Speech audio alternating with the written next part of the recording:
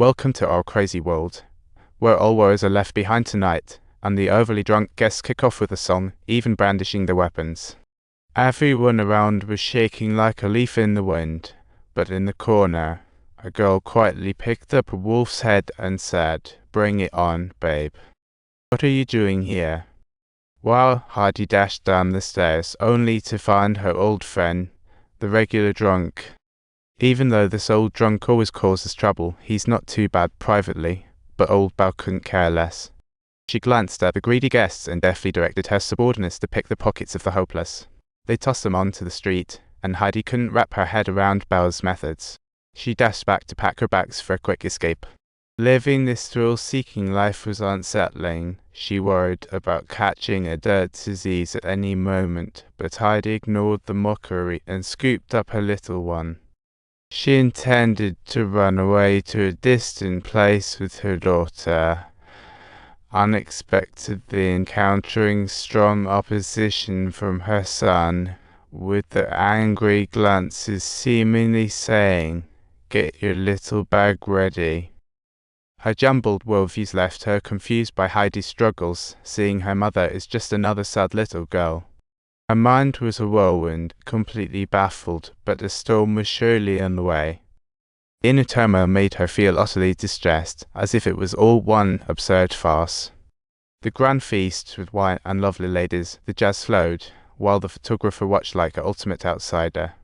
He stared blankly at the scene, while the girl moved close trying to flirt with him, but failed to catch his eye. After throwing out a few questions, she said, "No need to explain to kids. I'm not a baby, sorry. Don't leave me in the dust."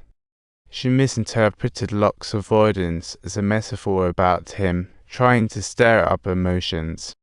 She deliberately perched on the stranger's lap, appearing coy, leading to men taking advantage, while the girls exchanged sly glances. Old Belle glared at the scene, leaning over to whisper to a guest, who instantly flinched and let go. No, this is my style, I'm just kidding." The scene had the man in the corner roaring with laughter. He hurriedly dashed upstairs, inquiring of the other girls how to win a person's heart. Subtitles, and to his surprise, the answer they gave was, "Men only love the unattainable prey," which still left him completely at a loss.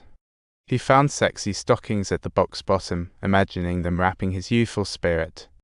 A few days later, the photographer returned to take pictures of the mother-daughter duo, who looked like siblings. In the next shot, Heidi lazily unbuttoned her collar. Locke admired her fair skin, making the girl jealous. While adjusting poses, the girl suddenly took out undeveloped film and got a sharp slap from the rushing photographer. "You shouldn't do this. You have no idea what you just did. I just want to see the photos. I don't want to do anything worse than the sting of that slap." What she really cared about was Locke's affection. This little girl always believed, as long as she becomes a real woman, she will capture her beloved's heart. After a long wait, she finally arrives at her coming-of-age ceremony. That night, the light shone bright as the wealthy and powerful gathered for a night of revelry. The girl dressed like the Virgin Mary was hoisted to the center, surrounded by flickering sparks like a miracle.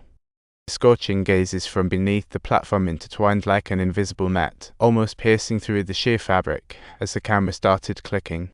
The crowd erupted like boiling water, elegantly dressed guests tearing off their masks and anxious to bid, while the girls gaze. Hep following Locke in the corner. "I'll bid $100, hey, I'll make it $120. The subsequent numbers kept soaring like on a rocket. $150. Penis' dark skin radiated a heavy tension. Perhaps she was used to being on the auction block, and the final price of $400 left the room buzzing. The crowd gasped at how lavishly the guests spent, while the other girls in the venue quietly warned her not to resist.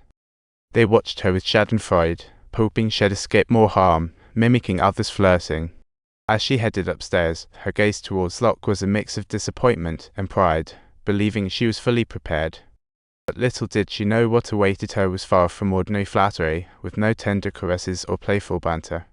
He hurriedly undid his belt, approached her, with two girls crouched outside, and soon the sound of her screams rang out, and as they grew up, perhaps they too would face the same fate. The women below who watched her grow up had no heart for business that day, the faded sofa carrying the weight of countless grim realities. That moment, a complex web of feelings intertwined with sorrow, silence piled like mountains mourning the fall of innocence. After the guests left, several young women gathered around her to check. The unconscious girl endured pain, pretending to be fine as she joked. But she had no idea why those innocent eyes involuntarily glimmered with unshed tears. The next day, listed as a newcomer again, Bao told guests her father died in battle, her mother works for survival. Alone and vulnerable in a murky bathroom, her towel was suddenly yanked away, leaving her momentarily stunned. She quickly regained her composure, eager to play coy. Outside, during World War I, gunfire rang, but in this gathering, people forgot reality and indulged fully, when suddenly a little bird flew into the room, stirring up a ruckus. Well, this will be the highlight of my time in the scene, and don't forget to subscribe to my channel.